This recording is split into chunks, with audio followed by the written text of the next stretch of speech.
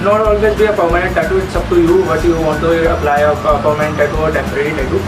What I feel is it should not be banned according to your age and perspective. It's up to you and liberty and freedom of expression in our democratic country. The government has provided houses to the people, and they have rented those houses because they have got habitual of demanding money at streets, which is not at all good. So people are becoming habitual. If the government is providing them help, then they should use it effectively. Switch. Maybe you have heard of that thing that government has provided houses to these poor people, and they are rented in order to earn money. But we are still missing that basic factor. They don't have job, and in order to get money, they rent their house.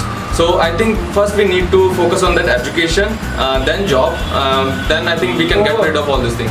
Coffees and teas should not be banned for minors, because coffees and teas contain, caffeine, which is really very good for refreshing our minds.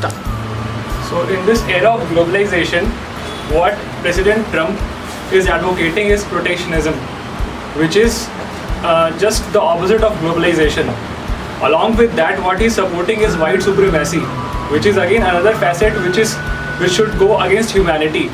In order to have a great impact on other countries in terms of politics, you need to grow your country's economy so that you can have a reach towards other countries, so that you can form a great diplomatic relation. So love is very important, because if there is no harmony between people, what money can do?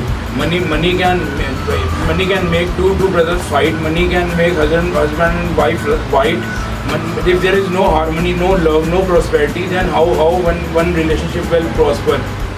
As you said, money can harm for us, but we know that everything has pros and cons. So if we take the money in positive way, it is very good for us, and it is very essential commodity to run our life in today's era.